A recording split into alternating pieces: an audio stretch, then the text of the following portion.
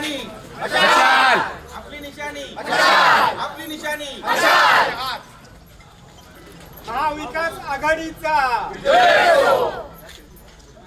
उद्धव बाळासाहेब ठाकरे यांचा अरे आवाज कुणाचा आवाज कुणाचा हिंदवी स्वराज्याचे संग्राम सरसेनापती बाळासाहेब ठाकरे यांचा निवडणूक आता होत आहे। या निवडणुकीमध्ये गेल्या 10 वर्षामध्ये मी या विभागाचा आमदार असल्यानंतर जो निधी आणला आहे तो आपल्या सर्वांसमोर आहे आणि त्यावेळी सुद्धा जे चेहरे आम्ही दिले होते आणि त्या चेहऱ्यांनी नंतर काय वातावरण केलं हे आपल्याला सर्वांना माहिती आहे। परंतु गेल्या 2 वर्षात त्यांनी काय कामं केली सत्ता असताना याचा जाब सुद्धा मालवण नगरवासियांना या उमेदवारांना किंवा जे आता प्रचाराला फिरतात त्यांना द्यावं लागेल। माझी मालवण शहरातल्या नागरिकांना एक विनंती आहे की आज जे चेहरे आपण बघितला ते राजकारणामध्ये काही चेहरे नवीन आहेत, काही चेहरे अनुभवी आहेत आणि काही चेहरे काम करणारे आहेत आणि त्यामुळे अशा चेहऱ्यांना तुम्ही संधी द्या की जे नगरपालिका हा आपला पोटाचा व्यवसाय करू शकत नाही। आज आपण बघितलं असाल की हे सगळी माणसं आहेत त्यांच्यावर सुद्धा अनेक आमिष आली। कालपर्यंत सुद्धा काही उमेदवारांना लाखो रुपयाची आमिष आली होती। उमेदवारी अर्ज भरताना सुद्धा आपण बघितलं असाल की या पक्षातून त्या पक्षात सुद्धा लोक शेवटपर्यंत जात होते आणि याचं कारण काय होतं? आज भाजप आणि शिवसेना शिंदे गटाकडे एकमेकांचे उमेदवार घेतले कारण त्यांना उमेदवार सुद्धा मिळत नव्हते आणि शिवसेना उद्धव बाळासाहेब ठाकरे ही सामान्य माणसांना संधी देण्याची ही हा पक्ष आहे आणि सामान्य कार्यकर्त्यांना आपण संधी दिलेली आहे।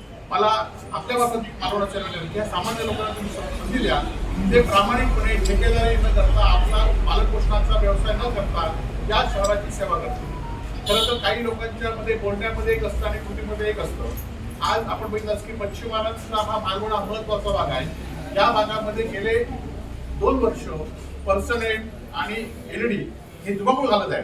फक्त मंत्री असू देत किंवा इथले आमदार असू देत फक्त सांगत आहेत की या लोकांना बंदोबस्त करू, परंतु आज त्या पर्सनेट आणि एलईडीच्या दोन असलेल्या बोटीचा मालकालाच त्यांनी या विभागातनं उमेदवारी दिलेली आहे।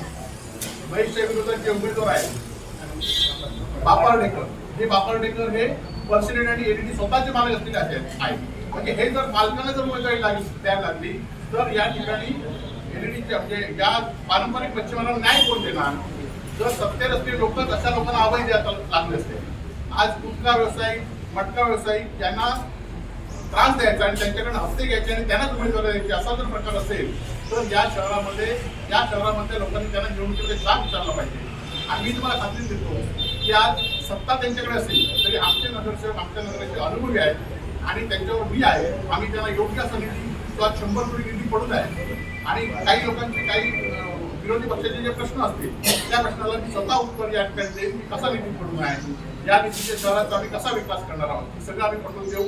आज प्रचाराचा शुभारंभ झालेला आहे आणि खरं तर काही उमेदवार सुद्धा आम्ही त्यांचेच आहोत, आम्ही त्यांच्यातच राहणार असं पण सांगतायत। आज काँग्रेस पक्षाचे आमचे साईनाथ चव्हाण अध्यक्ष आहेत, बाळू अंधारी आहेत, ह्या सगळ्यांच्या माध्यमातून काँग्रेस पक्ष सुद्धा आमच्या शहरामध्ये सोबत आहे आणि त्या सगळ्यांना घेऊन आम्ही या निवडणुकीमध्ये काम करणार आहोत आणि आम्ही सगळेच आज रामेश्वरांच्या प्रार्थना करू की आम्ही सगळे ज्या विश्वासाने लोकांना आम्ही दिलं त्या विश्वासाने आम्ही शेवटपर्यंत या सगळ्यांबरोबर राहणार आहेत, हे सगळे राहणार आहेत आणि तसंच आम्ही काम या ठिकाणी करू।